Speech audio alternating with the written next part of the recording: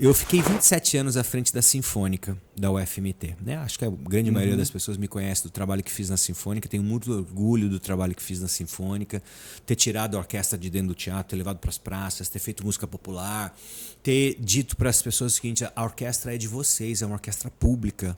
Então aproveitem, sugiram, tenham amor. E eu consegui construir esse amor da comunidade mato-grossense e parte brasileira. Centralcast, oferecimento Ser Alimentos, convida você a descobrir a arte de saborear tradição, desde a carne seca até a linguiça cuiabana. Ultrafios, recupere sua autoestima com a Ultrafios Transplante Capilar, seus fios e sua confiança restaurada. Bom dia, boa tarde, boa noite. Está começando na sua telinha mais um episódio do Centralcast, diretamente do centro da América do Sul, trazendo para você sempre um assunto muito interessante, e hoje não poderia ser diferente. Mas antes de apresentar o convidado super especial de hoje, quero pedir para você, ó, dedinho no like, se inscreve, compartilha, aciona o sininho, comenta também, ajuda a gente a crescer. É um movimentinho assim, ó, que não te custa nada, mas para a gente é uma força enorme. Eu tenho aqui na minha frente Fabrício Carvalho. Como definir? Porque eu sei que você já, principalmente nos últimos tempos, você está multiplataformas, né? Você tá apresentador, né? Músico também, regente, escritor, caramba, um monte de coisa. Pai, marido, pagador de imposto. Seja muito bem-vindo. Prazer, meu irmão. Minha honra. Obrigado pelo convite. Estou muito feliz de estar aqui. Eu que te agradeço por ter abrido um espaço na sua agenda para contar um pouquinho da sua história. E para a gente não perder tempo, né, eu gosto sempre de pegar um pouquinho da cronologia. Em que momento a música te picou? Qual que é a sua primeira lembrança com a música que você tem lá? Porque eu imagino que uma pessoa tão envolvida com a música talvez seja muito antes até do que as pessoas normais, vamos dizer assim, tiveram o contato com ela. Quando foi a primeira vez que você lembra assim, que te tocou a música, vamos dizer assim? Foi muito, muito novo, cara. Eu me lembro do meu pai tocando violão na sala de casa. Eu morava em São Paulo. Sim. Né? Me mudo para Cuiabá com 10 anos. Então, com 2, 3, 4 anos, as minhas primeiras memórias são musicais. É a minha mãe cantando na cozinha. Então você vem de uma família já? Não. A minha mãe muito culta, o meu pai uma formação cultural sólida, mas não eram músicos, não eram artistas. Não. Minha mãe professora, meu pai tinha uma construtora pequena. Né? Mas sempre na minha casa, essa é uma sorte, cara. Sempre a gente consumiu cultura, não assim, agora vamos ler, agora vamos ouvir música, agora vamos assistir. De maneira natural. Era muito natural, muito fluida. Né? Então tinha livros, tinha gibis, muito gibi. Eu sou da época do gibi. Né? Eu lia muito gibi. Tio Patinhas, Zé Carioca, Turma da Mônica, tudo eu lia de gibi. Depois, mais tarde, Marvel, sabe? Essa minha geração foi muito influenciada por isso. E música, minha mãe cantando na sala, minha mãe cantando na cozinha, meu pai chegava do trabalho, pegava o violão e tocava Frank Sinatra, tocava João Gilberto, Gilberto Gil, Djavan, e eu amava aquilo, cara. Eu sentava do lado e ficava bonito. Aí quando eu tive a chance de pegar o violão, minha mãe viu, meu pai viu, coloca na aula de música, eu e meu irmão mais velho. E piano, a mesma coisa, minha mãe adorava piano, né? E aí um esforço danado para pagar essas aulas, sabe? Não era nada de graça. Antigamente era bem difícil, né? Difícil, cara. Imagina São Paulo, cidade saturada. Então, desde moleque, esse meu primeiro contato foi muito natural. Mas tem um momento em que eu saco que eu quero ser músico profissional. Entendi. E aí vem todas as loucuras de uma vida que pai e mãe privilegiam uma formação mais dita convencional do que artística num país de terceiro mundo. Artista é aquela coisa meio errática, né? Você não tem certeza. Ou é drogado, ou vai passar necessidade, ou vende o almoço para comprar a janta. E eu entendo perfeitamente esse pensamento paterno, porque hoje eu sou pai. Sim. Então a coisa está do lado de cá. Então eu entendo perfeitamente. Mas desde muito cedo eu quis ser músico, e aí minha mãe muito sabiamente colocou nas melhores escolas, eu e meus irmãos, e fomos estudando, enfim. Desde molequinho eu mexo com esse trem chamado música. E aí você lembra as primeiras paixões musicais também que foram vindo? O que você foi descobrir? Porque aí teve depois a sua própria descoberta, né? A gente começa tendo aquela sede, né, de ir garimpando, você conhece uma coisa e você acha outra por associação. Como foi? Você lembra? Foi influenciado pelos meus pais. Né? Minha mãe, ela gostava muito de samba canção. Então a música brasileira da década de 50, 60, que foi a música da juventude dela, do rádio, Dalva de Oliveira, Elisete Cardoso, Dick Farney, Agnaldo Raiol, todos esses grandes cantores da música brasileira, a minha mãe consumia e, por consequência, eu também, Sim. porque ela cantava. Meus avós tinham uma influência musical muito bacana. Lembro da minha avó cantando coisas lindas, né? E meu pai um pouco mais da bossa nova, e um pouco por causa do violão, e um pouco da música internacional, da música americana principalmente, né? Com Frank Sinatra, com todos os grandes cantores da era do rádio americano. Tony Bennett. Puta, minha mãe tinha umas coisas. I Left My Heart in San Francisco. Minha mãe amava. E assim, eu achava aquelas orquestras, aqueles arranjos grandes. Eram umas coisas lindas, né? Tommy Morrissey, tá? Sabe? Aqueles grandes... um monte de gente bacana. E eu ouvia aquilo de maneira muito natural. Anos 60. Esses caras são 50, 60. Eu sou de 74, então eu ouvia isso em 80. Sim. E aí, em 80, começa o rock nacional. E aí explode a minha cabecinha. Né? 84, 85, eu me mudo de São Paulo para Cuiabá. Meu pai veio fazer uma obra aqui. E viu uma cidade linda, viu uma cidade pujante, viu uma cidade com possibilidades de modernidade, né? No centro do Brasil. São Paulo saturado, aquela confusão toda. Já era saturado naquela época, Já era né? saturado na década de 80, imagina agora, né? E aí traz a família. Eu venho estudar no Patronato Santo Antônio, nos Salesianos, que tinha uma parte musical muito sólida. Eu vou estudar na Escola Preparatória de Instrumentistas da Orquestra Sinfônica, lá na UFMT, da qual eu vim a ser diretor artístico tempo depois. Então eu sempre estive muito misturado com as coisas da arte, da cultura, de forma natural. Né? E aí na década de 80 que a minha descoberta vem pelo rock, né? O rock que veio de Brasília, o rock carioca. Eu adoro Marina, eu adoro aquele som do Guilherme Arantes com sintetizadores. Eu amo aquilo, né? Minha formação é de rádio, eu sou ouvinte muita coisa, de rádio. né? É uma enxurrada. É uma enxurrada de coisas. Né? E aí eu imagino também com a própria coisa da idade, juventude, ali um pouco da rebeldia, o que tem rolando? É o rock, né? É o rock, é a guitarra, né? Um som diferente. Ali, né? Em que pese eu tocava também na igreja, né? Na igreja, no Colégio Patronato Santo Antônio. Então, e fazia música erudita na escola da orquestra. Já era pianista erudito e flautista da orquestra. Então, esse mix, Murilo, eu acho que isso eu vou falar daqui a pouco sobre a minha carreira, o que eu fiz na orquestra. Esse mix dessa minha formação multifacetária musical me trouxe até aqui. Sim. Então, eu consigo reconhecer qualidade em vários estilos, e eu acho que isso é fundamental para um diretor artístico, para o maestro. Derruba os preconceitos, né? Porque tem muita gente que é muito bem instruída musicalmente, mas ela subjuga outros estilos por não compreender, né? Exato. E aí é preconceito puro. Sim. Porque tem bons sambas, tem boa música sertaneja, tem bons funks. Sim. E tem péssimos sambas, coisas ridículas no sertanejo e horrendas no funk. Então tem de tudo. Sim. Como uma profissão, tem excelentes publicitários, tem péssimos maestros, bons maestros, enfim. E a música tem isso, eu partilho muito dessa premissa, sabe? Tanto é que eu tenho uma banda de rock, até hoje. Eu associo essas duas. Mas é o maestro Fabrício Carvalho. Sim, mas eu faço rock, faço samba, faço trilha de cinema, que às vezes eu preciso usar música indígena. Então, esse mix para um músico profissional como eu recomendo. Não seja hermeticamente fechado, esteja aberto a todas as influências possíveis. E aí nesse processo seu que você, né, sempre como uma esponja ali, né, pegando de tudo que é de informação que a música pode te trazer, como que foi assim a questão da sua formação? Você já se via, eu quero trabalhar com música, uma música mais clássica, eu quero me aprofundar. Você foi fazendo formações dentro desse processo? Como que foi? O processo iniciático foi muito formal. Escola de música, depois curso técnico de música, escola preparatória de músicos da Orquestra Sinfônica. Estudo formal, anos, técnica, história, tudo. Teve um momento da faculdade que eu precisei optar, né? Em Cuiabá não tinha faculdade de regência. Eu sempre quis fazer a visão geral da coisa, né? Eu sempre gostei do todo. Fui pianista, fui flautista, sou violonista, toco instrumentos. Mas, Murilo, eu sempre gostei do todo. Eu sempre gostei da visão macro, daquele som macro, mixado, masterizado já, aquela pancada sonora. E eu queria fazer regência, fazia arranjos instrumentais, arranjos orquestrais, né? E aí não tinha regência aqui, eu não tinha grana para estudar fora, eu fui fazer engenharia civil. Né? Fiz até o 4º ano de engenharia civil. Você se identificava um pouquinho com isso ou é porque era o que Meu pai tinha com empresa. Sim. Era mais fácil. Meu pai falou, não, vamos ser músico. Peraí, nós estamos no Brasil, não estamos na França.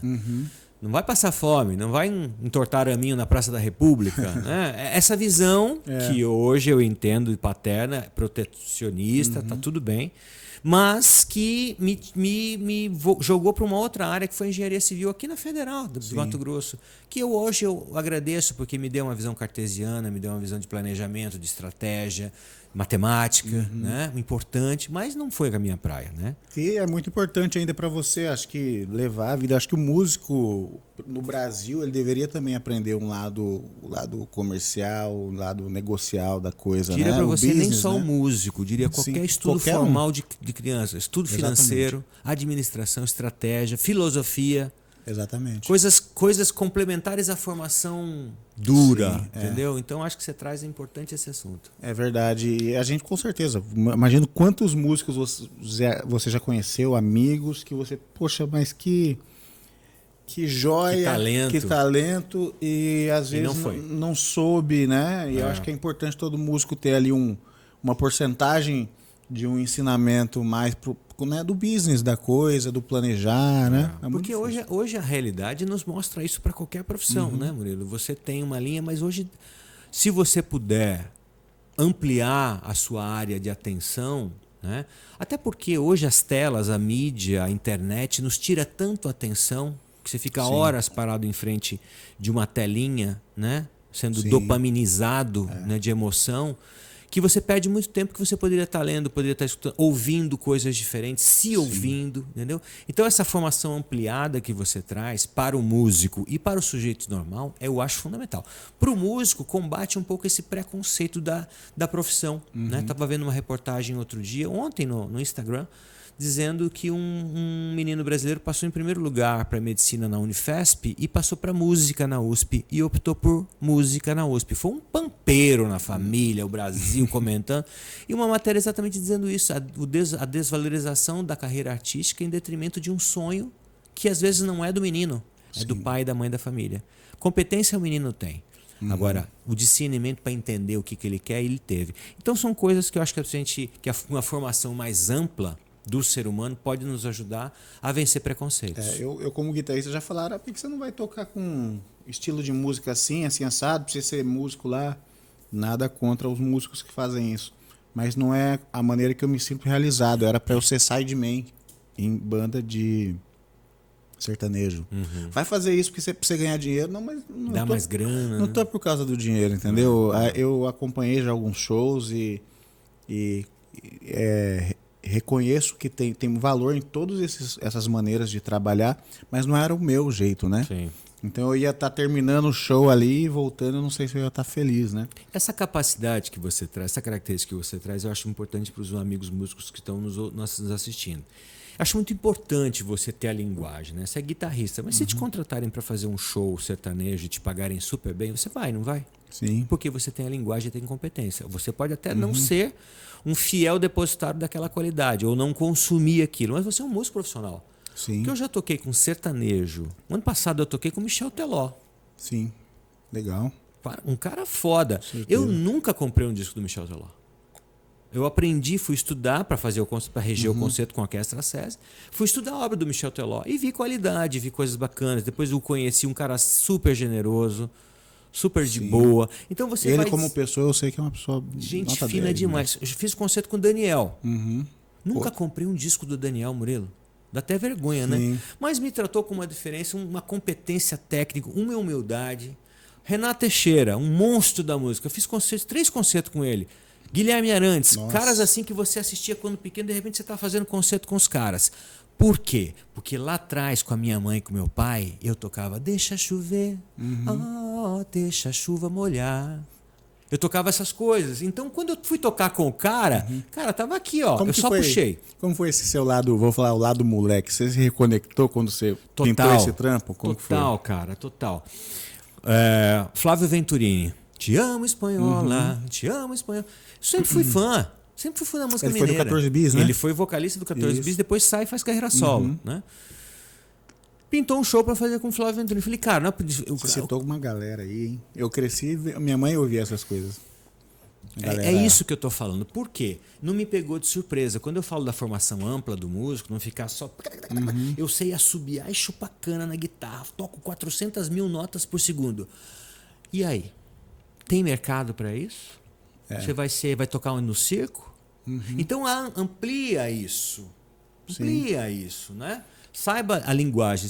Eu fui muito beneficiado com isso, sabe? Essa minha formação de rádio da década de 80 me trouxe uma linguagem para fazer show com esses caras aqui. Então, os caras se sentem muito confortáveis, porque para eles, tocar com orquestra deve ser um saco.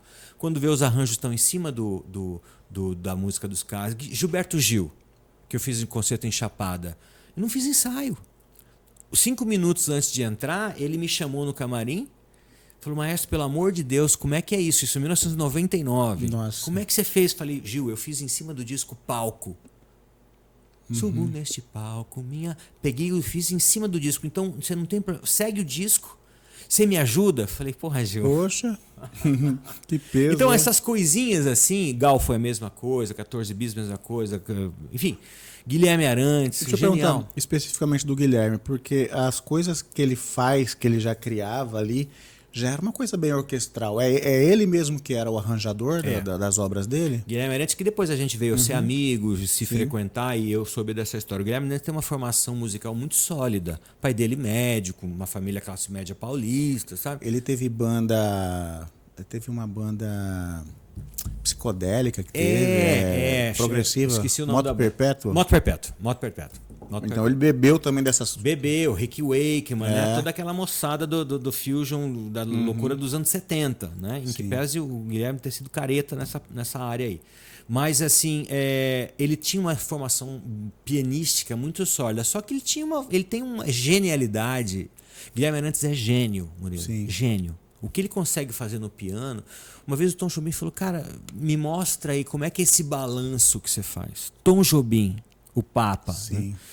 Então, assim, ter tocado com o Guilherme, eu toquei 3 vezes com ele, 3 concertos. Cuiabá, Chapada, 4 vezes. 2 em Cuiabá, uma em Chapada, uma em Sinop, pra você ter uma ideia. É uma responsa, né? Porra, bicho, o cara é muito bom. Mas é muita coisa ali, é uma conexão com a sua infância, a responsa do trabalho, o fã também. Aí é o maestro. O maestro. Tem que ser muito sólido, né? E ele depositando uma confiança em você, né? Assim, eles não começam enquanto eu não dou ok, eles ficam tensos me esperando. Eles que eu digo todos. Sim. Porque à frente da orquestra, eles ficam pianinho. Inclusive o Michel. E eu acho legal também essa coisa que o regente tem de... Esse respeito, né? Que é natural. Tipo, quando fala assim, regente, todos os outros músicos, maestro, né? Tem aquela... tem um impacto, assim, uma visão de respeito, assim, pela figura, né? Porque queira ou não queira, o nome já diz, você rege muitos instrumentos ali, né? E assim, é uma construção, né, cara? Porque também ninguém é autoridade só pelo nome. Sim. Muitos anos de trabalho, muito estudo. Nunca cheguei à frente da orquestra sem saber o que estava fazendo, né? Sim. 90% de transpiração e só 10% de inspiração. As pessoas acham que é bonito chegar lá na frente e só ficar balançando os braços, mas não sabe o que você tem que fazer para chegar naquele momento, né? Sim. Então tudo isso é valorizado, né? Eu brinco sempre que ser maestro é igual ser piloto de foguete. É bom, é bonito, é diferente, né? Puta, deve ser massa pra caramba. Só que não tem foguete para todo mundo. Não tem emprego. Sim. Então você tem uma orquestra, você tem um grupo, você tem um coral, faça de tudo por aquele grupo, porque não tem trabalho para todo mundo. São poucos, né? Se você for ver, pouquíssimos no Brasil. É o piloto de avião, o piloto de caça, né? Piloto de foguete. Exatamente. É pior ainda. Porque é muito Caça exclusivo, né? É muito exclusivo. Você tem que estudar pra caramba pra não saber o que fazer depois. Você pode até se formar, digamos, mas não ter orquestra para reger. Não ter trabalho. E aí você vai fazer trabalhos secundários, fazer outras coisas, vai fazer outros trabalhos tão dignos quanto, mas não é a realização de um sonho. Eu fui agraciado pelo meu trabalho e por Deus por ter tido a chance de ter um trabalho e dar minha vida por ele. Quase que tipo um âncora de um telejornal na horário nobre, né? Exatamente. Também é uma coisa muito... Exatamente. É muito bom. E muita gente também dependendo de você ali, né?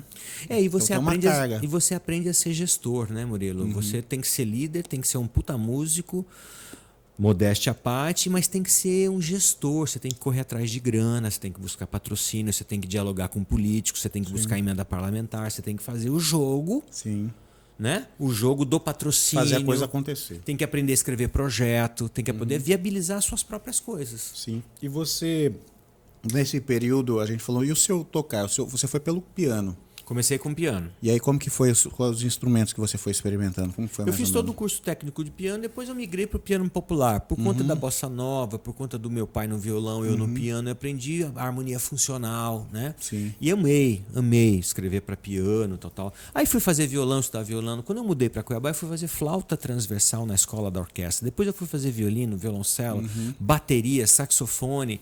Porque aí que eu saquei que eu queria saber um pouquinho sobre tudo. E aí eu respondo uma pergunta que sempre me fazem: o maestro tem que saber tocar todos os instrumentos da orquestra? Não. Mas se souber, melhor. Porque eu sei te pedir. Você está na minha orquestra, você está lá na guitarra ou no violão. Eu vou falar para você: Murilo, toca para mim essa parte da flauta aqui. Aí você vai falar assim: maestro, isso não rola no violão. Então eu não posso te pedir coisas que eu sei. Sim. Aliás, que eu não sei que você não consegue, porque eu não domino a sua linguagem Ou que instrumental. às vezes o instrumento não casa com aquilo, né? Não dá. Eu não posso pedir para a flautim fazer a parte da tuba. Um está no registro mais grave possível, outro no mais agudo. Sim. Então são coisas assim, claro, eu estou usando exemplos muito antagônicos para deixar claro que assim, quanto mais um maestro souber dos instrumentos, para que ele possa conversar com o músico de maneira digna, respeitando o músico, mas pedindo que efetivamente aquele instrumento é capaz de fazer, é melhor. Sim. Então é gestor, é psicólogo, é músico, é pai às vezes, né, para acalmar um cara que chega arrebentado no ensaio. Sim. Entender o cara, né? É muito bacana, cara. Eu gosto muito, acho que tem que ser um humanista, e eu sou um humanista. Né? Sim. Entendo, gosto de trabalhar com as questões sociais, gosto de entender a sociedade. Essa minha segunda fase que você traz, né? No início da conversa, é um pouco disso, né? Já é o Fabrício mais... Nós estamos falando do Fabrício com 20. Mais tarde vem o Fabrício com 50, que é uma outra coisa, que é um outro momento, depois de estar consagrado aqui em Mato Grosso, com a Sinfônica da UFMT, ter feito várias coisas bacanas que me honram muito, né? A maturidade, Vem né? televisão, vem livro, vem uma outra coisa que é somatória dessa minha perspectiva de vida musical. Sim. Nesse seu processo, uma curiosidade. Eu imagino que à medida que você vai se munindo de conhecimento na faculdade e tudo mais, você começa igual você tinha aquela sede no começo ouvindo as primeiras coisas, você começa, sei lá, a avaliar obras, né?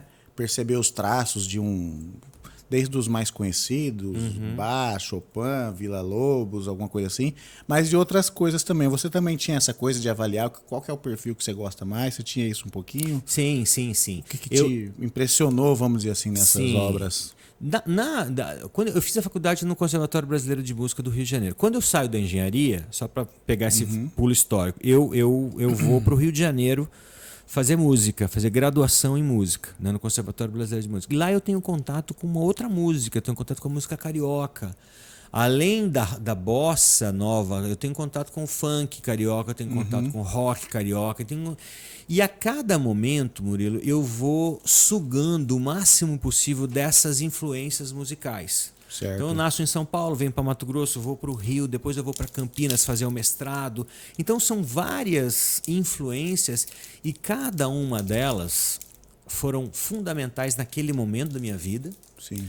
E deixaram sementes plantadas para que eu pudesse colher essa produção em algum momento profissional da minha vida. Então, quando eu vou fazer Leila Pinheiro, que eu fiz em Brasília, eu fui buscar Leila Pinheiro de verde, daquele samba que ela ganha, que ela participa do festival dos anos 80, né?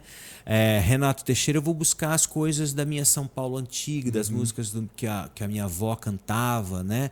Ou já influências mais modernas de Almir Sater, que eu amo, né? Parcerias com o Renato. Então, a cada momento, eu não consigo falar assim, isso aqui é importante na minha vida. Tudo foi. Entendi. Né? Tem uma música do Jorge Versilo que eu gosto muito, que ele fala assim: não se ofenda com os meus amores de antes, todos tornaram-se pontes para que eu chegasse a você. Eu sei qual que é essa música, qual que é o nome dela? Não se ofenda com Mona Lisa. É. E isso Ela ia ter uma Mona Lisa atrás de você. isso é parte da minha história. Os meus amores musicais me trouxeram até aqui. Sim. E eu sou grato a todos eles e todas elas Pavimentaram o caminho até aqui, para né? chegar até aqui. Então não tem um Exatamente. momento assim, Sim. tem vários momentos e são os meus amores de antes que me trouxeram até aqui. Acho legal isso que você não parou para se apegar a um, né? É esse, é E aquela. não foi premeditado, não, eu vou focar em. Não, é muito natural. Eu sou do coletivo. Sim, entendi. Politicamente, eu sou do coletivo. Entendi. Socialmente, eu sou coletivo. Claro que eu tô de olho nas minhas coisas, nos meus projetos, mas eu gosto quando tá bom. Gosto quando tá bom, mas gosto mais ainda quando tá bom para todo mundo. Sim, verdade. Muito bacana essa sua visão. E acaba que aproxima também, né? Porque você já faz uns trabalhos que são mais de cunho popular, porque a música, quando você falava de regente, né, até pouco tempo, era uma coisa muito exclusiva, era Muito uma elitista. coisa muito elitista, né? É, Eu nem queria usar esse termo, mas Não, mas bacana que você falou. Você tem razão. Então era uma coisa que era para poucos, né? E aí quando você vê alguém que trabalha como o seu trabalho, já fez trabalho sertanejo, trazendo para cá, eu vi você, o primeiro que eu vi fisicamente foi o que você fez com a banda Vanguard. Sim. Então, aproxima, mostra que dá para ter orquestra de maneira popular, né? Nós somos num país heterogêneo, né, Murilo? Nós somos Eu lembro de uma mix. coisa popular que tinha, que minha avó ouvia, que tinha apelo, mas Vó é tinha, ótimo, hein? mas tinha orquestra, Ray Conniff. Maravilhoso. Tcham, tchararam, tchurarurarum, Eu acho que talvez era a coisa mais dela. próxima, mais popular que alguém. Isso ela dançou com seu avô. Alguma coisa assim, né? Isso traz uma carga emocional. O meu próximo livro vai falar disso. Depois você vai me deixar falar um pouquinho dele. A carga emocional, a música, Murilo, ela é caminho, ela não é final. Sim, Ela exatamente. é caminho. Verdade. É caminho para emoção, caminho para sensibilidade, caminho para escuta. Sim. E outra coisa muito interessante, tem música que eu nem gostava em certo tempo, mas eu ouço ela me traz uma memória afetiva de uma época. Muito interessante isso também. Então, às vezes, ela é um veículo, independente de você gostar ou não dela. Ela te traz alguma coisa, né? De uma época que você viveu, coisas do tipo. Você é mais jovem, não sei se você vai lembrar, mas teus pais, a turma mais da minha idade. Lembra que tinha propaganda de cigarro na televisão? Principalmente do Hollywood. Sucesso. Você lembra as Eu peguei músicas as que finais. tocavam? Você pegou as finais. Entra na internet e bota lá Hollywood, sucesso, trilhas. São só os clássicos do rock que você gosta hoje. Olha, que até arrepia.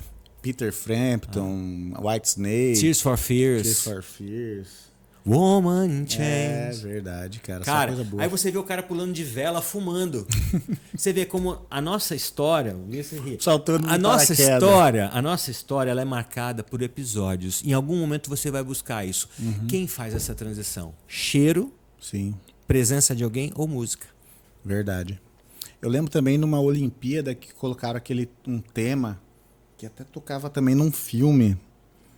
Não sei se era um filme do Tom Cruise, Carruagem de Fogo, uma coisa assim. Carruagem de Fogos é Evangelis, né? É.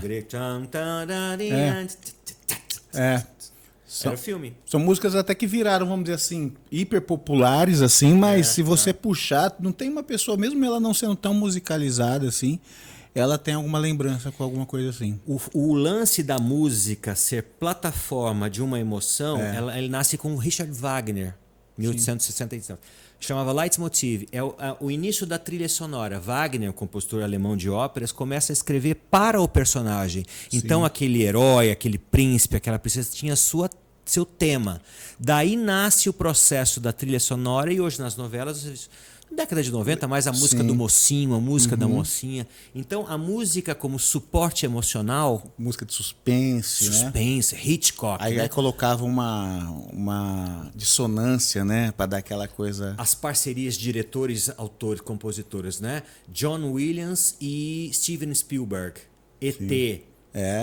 Sabe? Absurdo. A música, ela dá um suporte tão claro, emocional na cena que ela chega a ser tão forte que ela se descola. E ela vira uma coisa própria. E aí esse fenômeno é fantástico. Enquanto a gente fala, né, vai vindo... Eu gosto também uma do Alan Parsons, que virou tema do Chicago Bulls. Sim. Aquela ali é fera. São coisas sensacionais. Nossa, Arthur's Theme, do Christopher Cross, que foi ganhadora do Sim. Oscar com Dustin Hoffman. Inclusive, Lança o Christopher Cross numa carreira meteórica, Sim. mas começou como trilha. quando você falava do... Ai, meu Deus. Do Guilherme Arantes, pra mim ele é o Christopher Cross brasileiro. Christopher Cross brasileiro. Ninguém Sabe? tem tanta música de novela quanto ele, a não ser Roupa Nova. É verdade. Só que Outros- Roupa Nova mais tocando do que fazendo. O Guilherme é Sim. música dele. Sim. O Roupa Nova era outra- quase uma banda de estúdio da Globo, né? Sim, sim. Eles começam ali.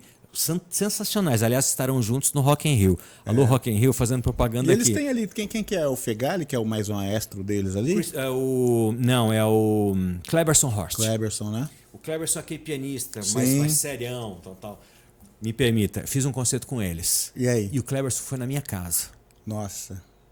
Que Cara, responsa. o Cleberson Horst entrando na minha sala e preocupado como é que eu ia escrever o arranjo, porque eu que escrevi o arranjo. Cara, eu não sabia se eu chorava, se eu abraçava. Ele foi com o filhotinho dele, que na época era pequeno, hoje é um puta músico. Sabe quando você tem que falar assim, não, tá tudo bem, e o coração... Você tentando ser normal, eu tentando né? ser normal, fingindo costume, como diz a moçada. Então, o Cleberson, essa moçada da década de 80, só para fechar o década de 80, é muito importante na minha vida. Eu tenho esse synth na cabeça, eu tenho essa valvulado na cabeça. Sim. Sem dizer que eu só vou ouvir isso. A partir disso eu ouço até... Ali, anos 80 tem o que? Ali tem, eu imagino que coisas que você bebeu ali, muito na New Wave, demais. Bastante, mas bebi muita música brasileira, cara. Sim. Eu conheci Metrô, conheci a Virginie, conheci o início do Legião, vi o início do Barão, o início Legal. da Plebe, né? O Aborto Elétrico passando para Plebe e para Legião, né?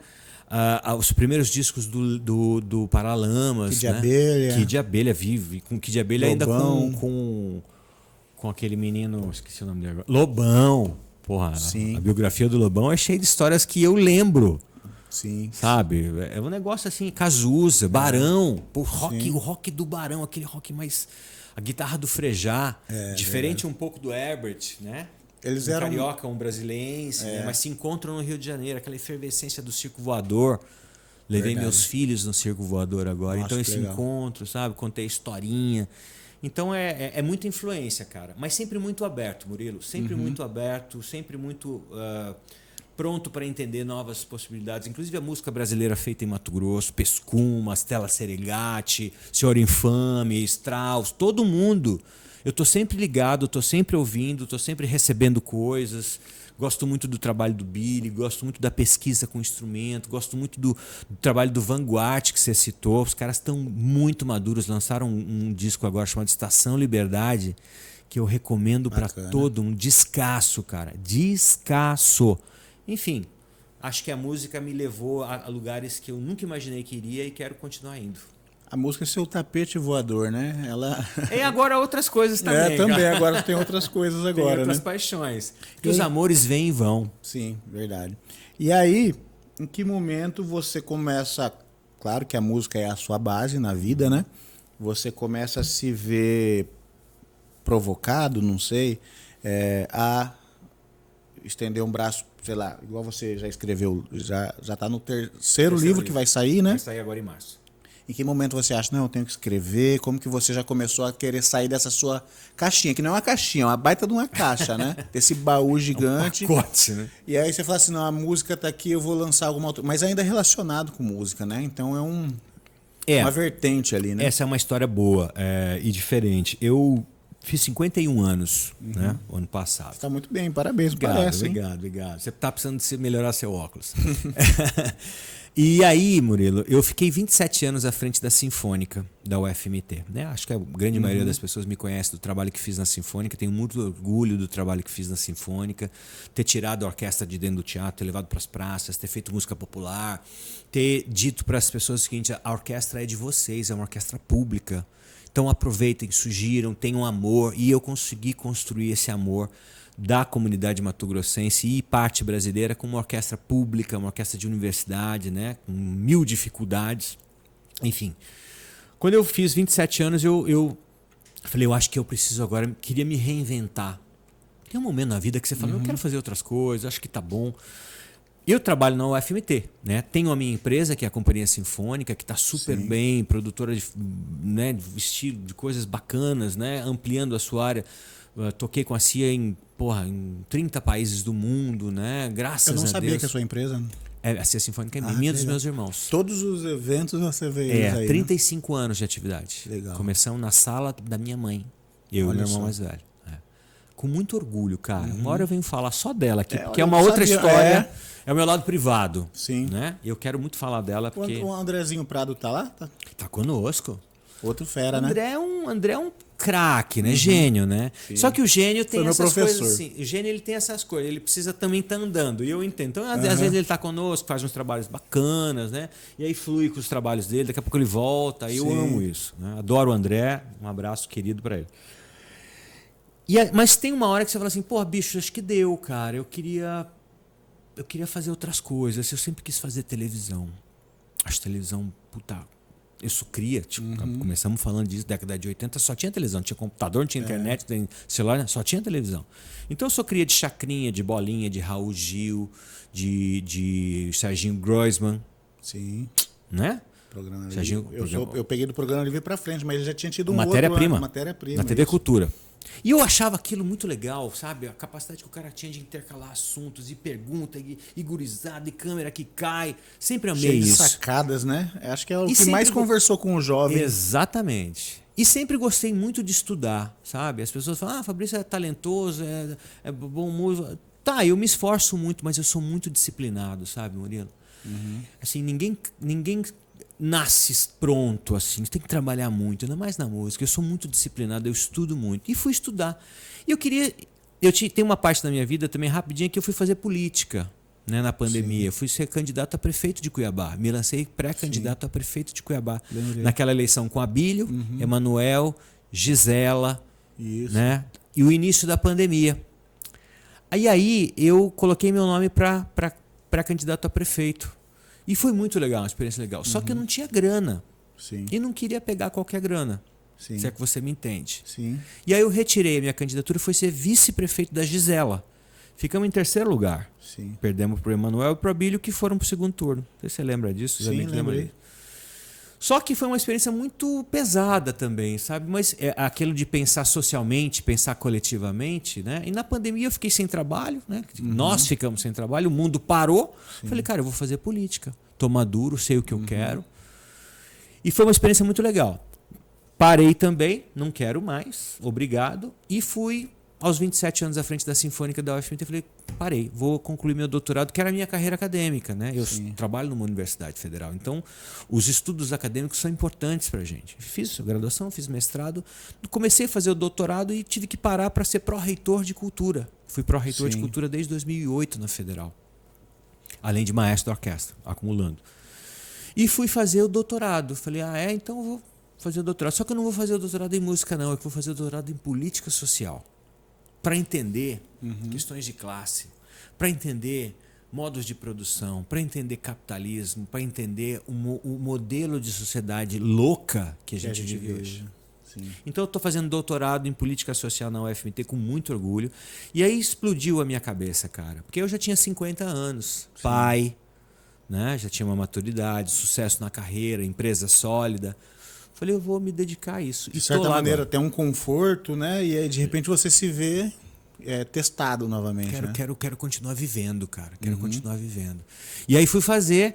Eu já estava na Academia de Letras, me permita dizer, né? Eu tinha lançado um livro já tinha sido aceito na Academia Mato Grossense de Letras por gente que eu amo de paixão. Nunca me imaginei lá, nunca tive roupa para entrar lá dentro. De repente, eu sou imortal da Academia, eleito pelos pares. Sim. Eleito pelos pares. Tem água aí? Tem sim. E aí fui começar a fazer o doutorado. E aí, cara, tô nessa vibe agora de escrever, de pesquisar. E durante você soltou o primeiro? Foi durante o doutorado? Como não, foi? Já antes do doutorado eu escrevi o primeiro livro. Qual que foi o primeiro? Chama Outros Ensaios. Outros Ensaios. Eu escrevi, porque os meus ensaios conhecidos são os ensaios com orquestra. E eu fui fazer os ensaios literários. Certo. Então, Outros Ensaios é meu primeiro livro, é uma coletânea de 20 anos que eu escrevo na imprensa mato-grossense brasileira. Só que pequenos artigos. Sim, entendi. Né? Sobre factos, sobre projetos. Meio que colunista ali. Um colunista, só que não fixo em lugar nenhum. Escrevia para para jornais do Brasil e de Mato Grosso.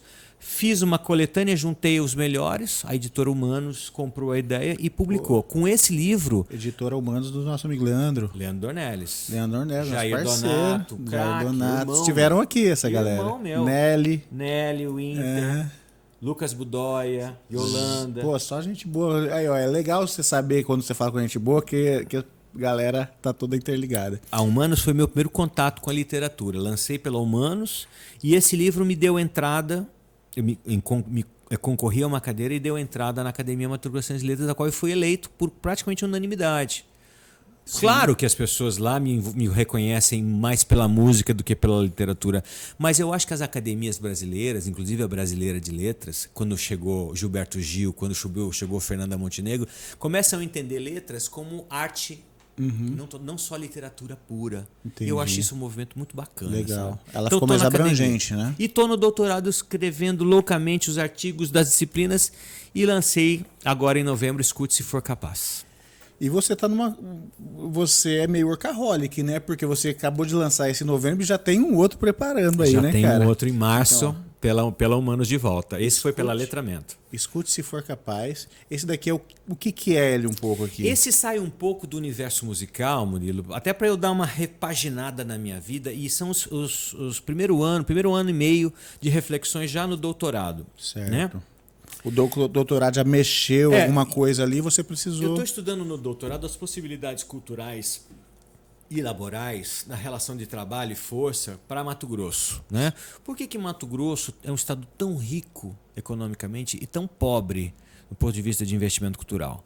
Por que a gente ainda está condenado à política de editais e não tem uma política estruturante? Porque a política de editais, ela resolve a vida de 3 ou 4 e ficam 100 para fora. Isso é uma coisinha pontual. Aqui não é acolá, política, né? Isso é um momento. Isso devia estar na estrutura já, né? É disso que eu estou trabalhando no doutorado, estou trabalhando nisso. E eu fui estudar uma disciplina chamada capitalismo de dados, porque a gente está circunscrito num modelo maior chamado capitalismo, onde o lucro, a acumulação, ela é natural. Você não reparte as coisas, você acumula.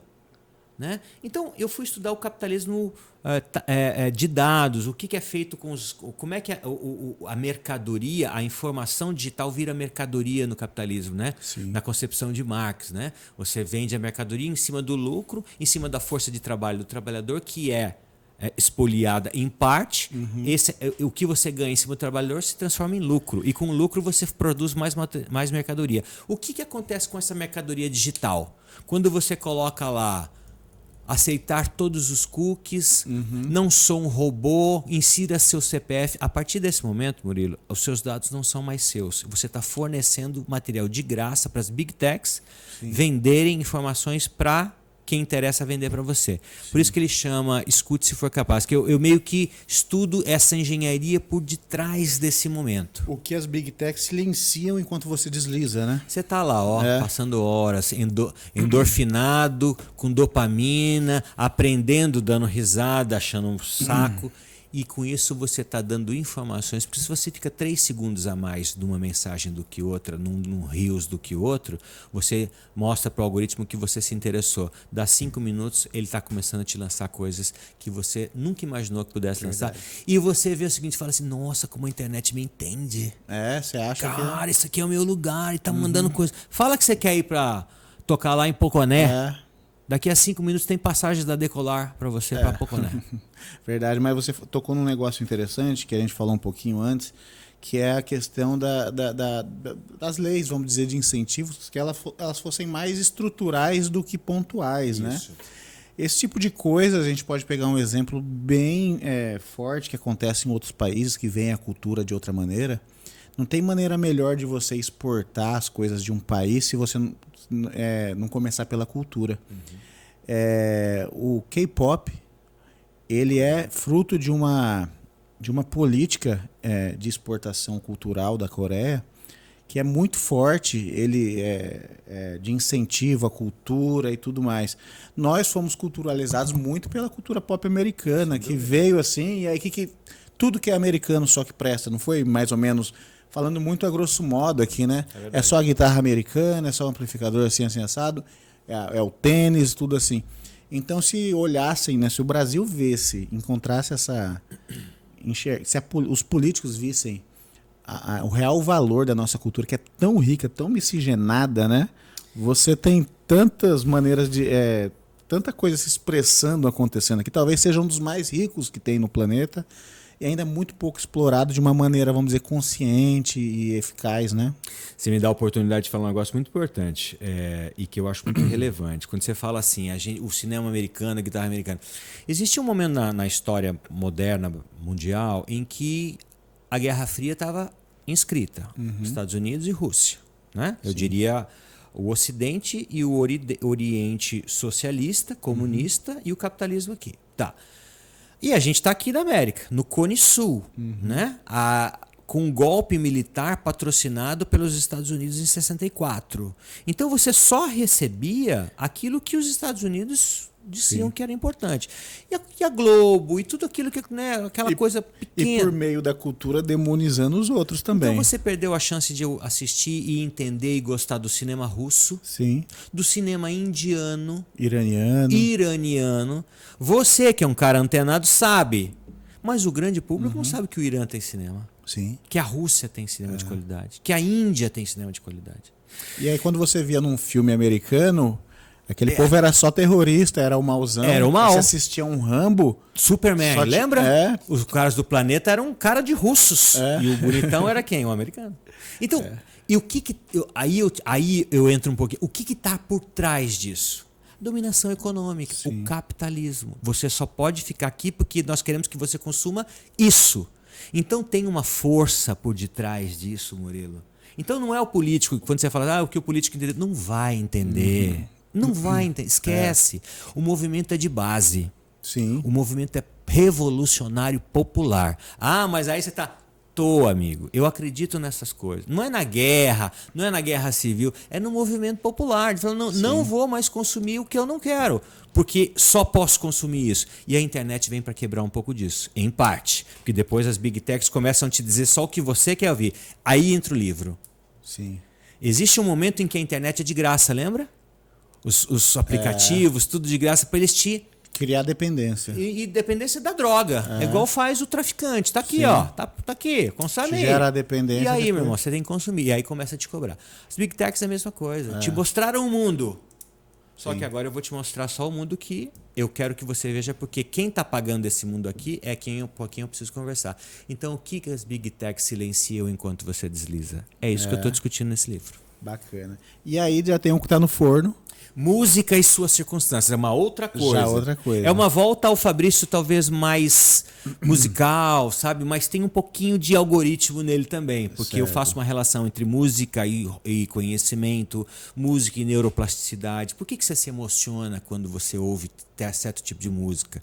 Por que você lembra da sua gata lá quando você tinha 18 anos, né? Porque tocou. E por que tocou, te despertou, te disparou o gatilho da neuroplasticidade? Então eu discuto um pouco isso, o poder terapêutico da música. Legal. Né? Música. E aí no final eu trago algumas ideias para você parar um pouco com essa ideia de explorar o seu limite. Nós estamos numa loucura que o filósofo coreano Byung-Chul Han chama de a sociedade do desempenho. Tudo a gente tem que performar hoje. Você tem que ser o melhor cara do podcast, o seu podcast, você tem que... Daqui a pouco você para. A gente só não tá no celular porque a gente tá ocupado aqui. Você tem que tomar banho gelado, tu comer isso, comer aquilo. Comer aquilo, ser bonito, ser magro, ser... Cara, a sociedade do desempenho, ela tá adoecendo uma geração. Sim. Eu sou a favor de ampliar as margens e não romper o limite dessa barreira, porque essa água ela vai vazar. Então, ao invés de você... Não, o limite tem que ser ir para frente. Amplie as margens. Se dê mais tempo, ouça mais coisas, faça mais coisas, se dê mais tempo. O Música e Suas Circunstâncias é um caminho da música, que é a minha praia. Sim. Tem outros, literatura, profissão, fazer o que você gosta. Como eu entendo um pouquinho de música, eu escrevi a música baseando-se em outros caminhos. E Suas Circunstâncias faz alusão a Ortega y Gasset, um autor espanhol que tem um livro chamado Eu e Minhas Circunstâncias, onde ele tem um texto que ele diz que eu sou eu e minhas circunstâncias, quer dizer, elas que me trouxeram até aqui. de novo, parafraseando Jorge Versilo, são os amores de antes, pontes que me trouxeram até aqui. O Música e Suas Circunstâncias fala um pouco disso, vai ser lançado dia 14 de março na Livraria Drummond, em São Paulo, ali na Avenida Paulista. Bacana, hein? 14 de março. 14 de março. Vamos anotar, o Vini vai colocar. Isso, 14 de março, Música e Suas Circunstâncias. Vou mandar a capinha aqui pro Vini colocar na arte. Opa! Tá? E aí depois a gente vai lançar aqui em Cuiabá também. Eu venho fazer propaganda dele aqui, se você me permitir. Com certeza. Quando sair, você avisa a gente que as portas estão abertas, sim. Muito obrigado. E nesse momento, como que você recentemente também lançou material na TV, né? Isso.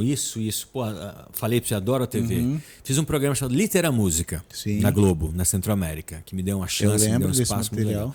Uma primeira temporada com 4 programas. O Litera Música é a minha vida atual. Música, literatura, amigos, batendo papo. Ele é um programa de auditório, né? Tá na Globoplay, me permita fazer a propaganda aqui. Quem quiser acessar lá, tá só botar Globoplay, é aberto, não precisa ter conta na Globoplay, não precisa pagar nada.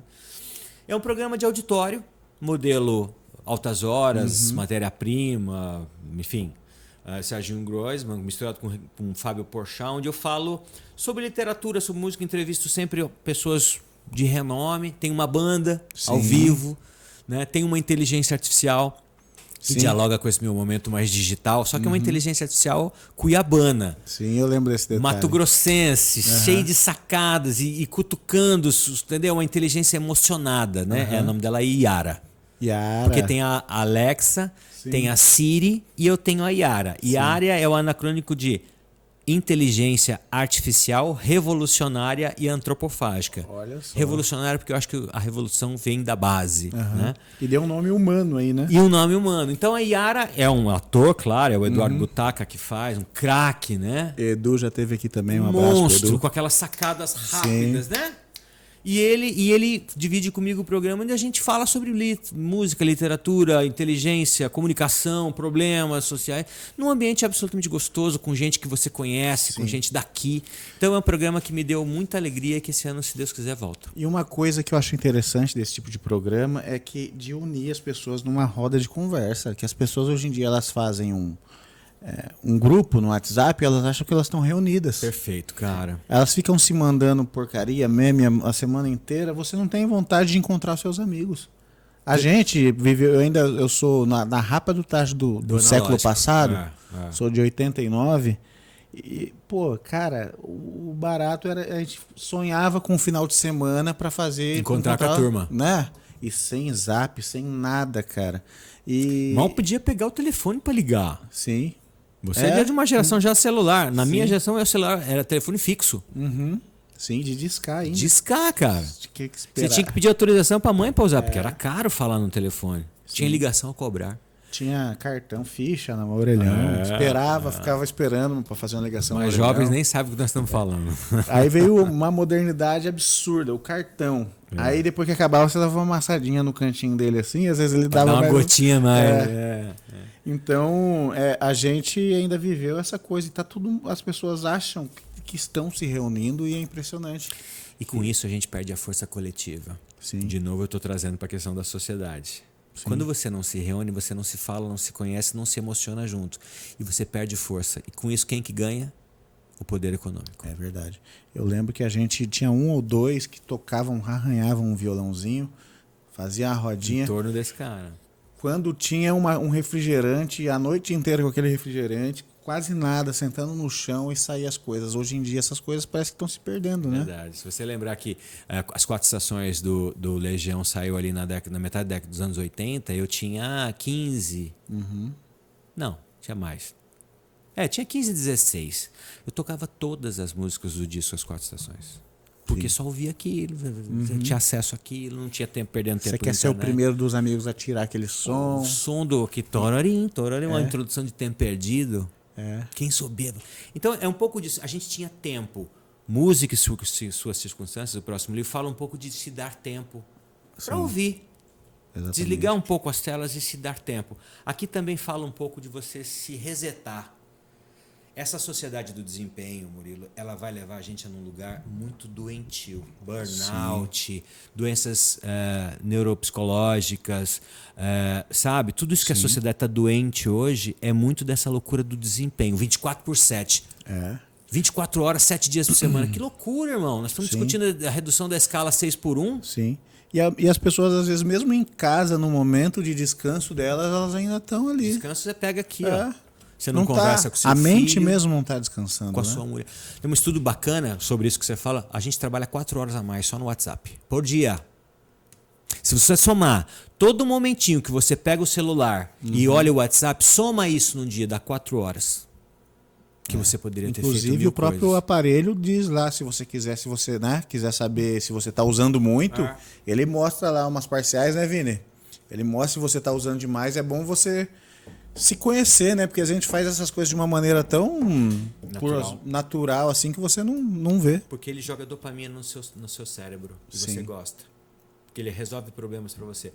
Não sou contra a tecnologia, tá? Os amigos nos entendem, não sou analógico, não. Eu trabalho pra caramba com tecnologia. Só que eu acho bacana a gente entender a regra do jogo. Sim. E como que você vê também a música nos dias de hoje, assim, para tentar curar as pessoas vamos dizer assim, fazer um detox, né? Desse excesso de coisa. Onde que a música pode entrar aí? Cara, eu acho que a música é fundamental para isso, cara. Porque a música é a única linguagem universal que a gente tem neste planeta. Sim. Que é o único planeta que a gente conhece que é habitável ainda. Que a gente conhece ainda, né? Por enquanto, aliás. Por enquanto. A música é a única linguagem universal. Eu pegar uma partitura aqui agora, Murilo, eu leio a mesma partitura, você lê, o Vinícius lê, um amigo na China lê, na Rússia, nos Estados Unidos e na Somália. A hora que a gente conseguir se conectar pela música, e o Música e Suas Circunstâncias provoca isso, o próximo livro, acabou o problema de linguagem no mundo. Sim. Porque eu vou falar em música, você vai me responder em música. A partitura é a mesma. É uma loucura? É uma loucura, mas o pesquisador tem que pensar à frente do seu tempo. Eu estou pensando à frente do meu tempo. Então a música de hoje, eu acredito muito nela como um caminho. Né? Porque a música hoje está muito diversa. Né? A música hoje ela é estruturante como fator social. Bad Bunny, sucesso, o maior músico consumido no mundo hoje. Você viu, o porto-riquense. Qual? Bad Bunny. Tocou no final do Super Bowl, domingo passado. Não lembro. Porto-riquenho. Talvez se eu ouvir o trecho da música, eu ouvi ele por aí. Estuda. É o cara mais ouvido nos streamings no mundo. Bad Bunny, porto-riquenho. Por que um porto-riquenho, sob os auspícios do Trump, vai fazer a final do Super Bowl? Porque o público do Super Bowl está caindo a média, está subindo a média de idade, estão ficando mais velhos. É o americano tradicional classe média, é o consumidor do futebol americano. E o jovem o jovem está vendo outras coisas, porque a internet. E qual o maior público consumidor hoje no mundo neste momento? O latino. Sim. Então você pega um latino para cantar no maior evento capitalista do mundo para estimular um consumo entre. Então não tem Eles arte. Querem renovar o público deles, não né? tem carinho aí. Não tem carinho. Ali tem muita análise de dados ali. Não tem empatia pelo povo latino de Porto Rico. Tem nada, meu irmão. É dinheiro. Então a música também precisa ser olhada como isso também. Às vezes você está consumindo uma coisa que está tocando demais. Por que está tocando demais? Porque tem alguém pagando para tocar demais, não é porque é boa.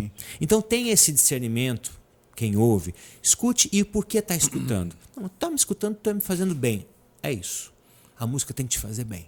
Sim. Se ela está vindo induzida pelo algoritmo ou sua mãe que mostrou, não interessa. Aproveite a música como um deleite pessoal, mas saiba como é a regra do jogo por trás do jogo. Sim, legal. E bom que você também tem um livro que cita a questão da IA, você brinca, você tem a Yara, né? Eu tenho a Yara. Como que você vê hoje em dia o uso da IA nas músicas, na composição? Qual que é a sua... Assim, eu não tenho reservas, eu tenho condições, né? Já utilizei a inteligência artificial para ouvir uma coisa minha com uma outra roupagem, mas como curiosidade, músicas minhas que agora eu quero ouvir isso em samba. Aí você bota no Suno, que é uma inteligência. Mas ele dá um show, velho. Dá um show. Você dá o promptzinho ali, né? Dá um prompt massa, quero uma música cheia de cordas, metais, um refrão impactante, quero coro no refrão, quero um final, pá.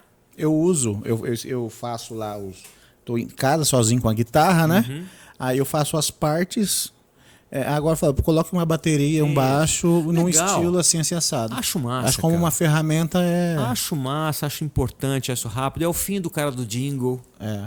O compositor que ganhava bastante dinheiro dentro de eleição perdeu essa grana. Cara, ontem, não, isso que você falou, ontem onde que eu tava num lugar, oh meu Deus, no centro, onde que eu fui? Eu tava ouvindo um jingle de uma lojinha, ela tava com um jingle, uma coisa, o cara deu um prompt lá, mandou fazer um jingle pra ele no estilo soul music, assim, era como se o cara estivesse cantando com a voz do... Tim Maia? Não, era aquele que canta... Ai, meu Deus, como é o nome do cara? Joe Cocker. Isso. Com drive. Um drive. E cantando, aqui você encontra de tudo. Eu falei, cara... Não, primeiro me pegou, né? Eu ouvi assim, nossa, que musicão, cara. Eu falei assim, isso daí... É o sono. Então, eu falei assim, não menosprezando, mas era uma lojinha que para fazer um jingle daquele, ela gastaria um rio de dinheiro, né? Eu falei assim...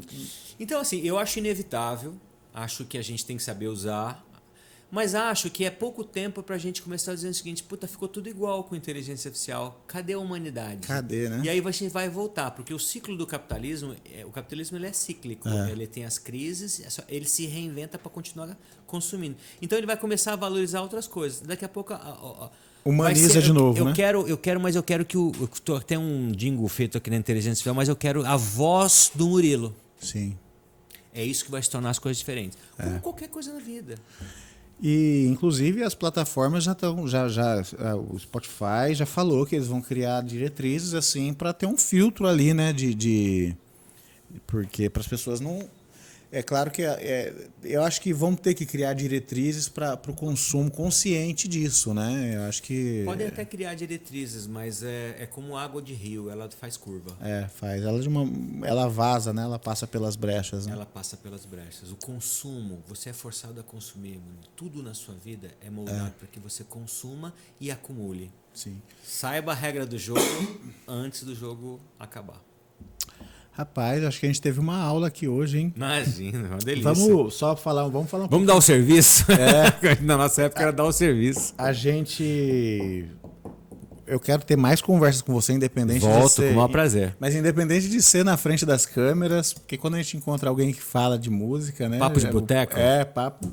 Tô pronto. O papo Só vai você embora. marcar onde? Eu, como um roqueiro, eu perguntei de algumas coisas aqui pra você. O que você observava, principalmente os tecladistas, alguém dos roqueiros, assim? Vou ser muito honesto contigo. Não. Eu gostava dos pianistas que tocavam. Por exemplo, na música brasileira, o Guilherme, já falei, Flávio Venturini e Ivan Lins. São os três, para mim, que... assim, cada um no seu estilo, a música parnasiana mineira do Flávio, o pop rock moderninho de Guilherme Arantes, mas muito qualificado, e o piano do Ivan Lins. Aquela coisa sofisticada, sabe? Outros tantos. Mas eu ouvi Richard Clayderman, da minha avó ouvia, eu ouvi. Isso é coisa que vó sabe? gosta. É Pedrinho Mata, que era um pianista brasileiro que fazia um programa na TV Cultura ainda, eu era molequinho, ouvi também. Então, assim, eu sou muito influenciado pelo todo, sabe? Rick Wakeman. Você já ouviu um Emerson Lake and Palmer? Sim, bom, gosto né? gosto muito. É o Carl Palmer, que é o tecladista? Esqueci. Não lembro agora. Também não lembro. Mas é um som que eu gosto. Yes, né? Phil Collins, Genesis, aquela coisa final dos anos 70 com os synths, né? Os caras faziam o John Lord, né? Aquela coisa bacana, aquela coisa que enchia, né? O próprio as bandas, né? 60, 70, quando introduzem o piano Rhodes, né? Eu gosto muito. Você acha que quando fala de teclado, de Hammond, essas coisas, o John Lord, ele é o Lord mesmo da coisa, né? Porque ele toca com muita virtuosidade. E ainda ele era uma interface ali entre o neoclássico e o rock, não era? Todos eles estudaram música forte, teoria musical, e transportaram isso pro rock. O pessoal de Deep Minas... Purple é o grande Deep culpado Purple disso? também. Um dos, né? Eu acho que sim. Pink Floyd também, né? Tem muita coisa... Tem muitas influências, né? Sim. Tem muitas A música erudita é a base da música ocidental, né? Nós estamos falando desde 1685 com Bach, que organiza o sistema modal. Sim. E esses caras todos bebem nessa fonte. Vermelho, tecladista do 14 bis, Vermelho. Puta teórico.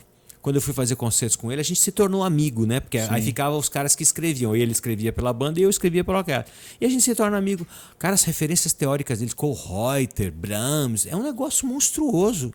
Então esses caras beberam todos da música erudita. Por isso que a música desses caras fizeram diferença e fazem até hoje, porque tem solidez. Solidez. Tem muita carga de qualidade ali no DNA daquelas músicas, né? Não são uma música líquida, fazendo um paralelo com a sociedade líquida do Zygmunt Bauman, um filósofo contemporâneo, né? Que a sociedade é líquida, ela se escoa, ela se esvai. Não são músicas líquidas. Por isso que você, os meus filhos, os seus filhos têm 40 e poucos anos e estão aí, né? Que São chegou até imortais, mais. né? Guilherme Arantes esse ano faz 50 anos de carreira. Sim. Só sucesso, irmão. Faz um show dele, você canta todas. Todas. Sim. E ficam Ele é um hitmaker, 50 de fora. Hitmaker total, ele, né? Claro que ele estava no momento certo, numa hora certa, onde que a música era veiculada onde? No rádio e na novela. Como ele enfiava a música na novela, ele tocava no rádio. Ele soube surfar isso muito bem, né? Ele juntou competência, sorte. Sorte geralmente é o encontro do talento com a oportunidade. Ele tinha talento e a oportunidade apareceu. Isso é o que a gente chama de sorte. Sim. Ele teve muita sorte. Cara, muito bom o nosso papo. Infelizmente a gente tem que encerrar, mas que olha, pena. é um até logo. Vou aguardar você com seu livro novo. Música e suas circunstâncias. Vou trocar umas figurinhas, perguntar umas coisas. Vou mandar aquele som nosso que eu tô fazendo lá pra Manda, você. vamos fazer música junto. Vai ser um Sim. prazer. Muito obrigado mais uma vez pela sua presença, por dar uma aula aqui pra gente, Imagina, trazer um imagina. pouquinho. Depois a gente vai falar, né, de todo esse... A gente estava aqui um pouquinho conhecendo o maestro, mas eu falo um pouquinho das experiências, né? Com essa galera que você tocou. Porra, só gente... Só gente boa, cara. E tem tanta historinha por detrás do Pois concerto, é, história então. engraçada, perrengue. Exatamente, cara. Vai dar um programa só de perrengue. Então esse é o capítulo 1 então, desse nosso bate-papo. Posso só dar o serviço desse Sim. aqui? Escute Se For Capaz, está sendo lançado pela editora Letramento, está à venda, está em Sim. promoção. Entra no site www.letramento.com.br, está lá, Maestro Fabrício Carvalho. Tá indo super bem, tem gente no Brasil, gente do Brasil, fora do Brasil, tá concorrendo a algumas premiações, tá muito legal, tô muito feliz, então fica a dica aí para você ler no seu carnaval. Não vai dar tempo de chegar, mas depois do carnaval também. Muito obrigado, meu amigo. Obrigado, meu irmão, parabéns, viu, pelo trabalho, sou seu fã. Ah, valeu, cara. Obrigado. Eu que te agradeço. Obrigado por abrir. Eu sempre falo assim, um espaço no seu tempo. Hoje em dia o tempo é tão precioso, né? E é fundamental. Tome conta do seu tempo. Exatamente. Então, ó, agradeço você que acompanhou a gente até agora. Quero pedir para você, ó, dedinho no like, se inscreve, compartilha, aciona o sininho e olha só. Pô, tanta informação bacana que a gente merece, né, Fabrício? Vou ter muito prazer de ver os amigos do YouTube comentando, perguntando, entra no chat, fala com a gente. Se você quer com certeza vai ter, né? Mas se você quiser já deixar perguntas aí, né? Você que assistiu e viu aí, pô, o cara tocou com uma galera super bem gabaritada aí. Vai ter gente que vai dizer, eu quero saber os bafões, eu vou contar. Pergunta aí, vou aguardar vocês, viu? Beleza, pessoal? Então é isso. Bom dia, boa tarde, boa noite. Até uma próxima. Valeu. Fui.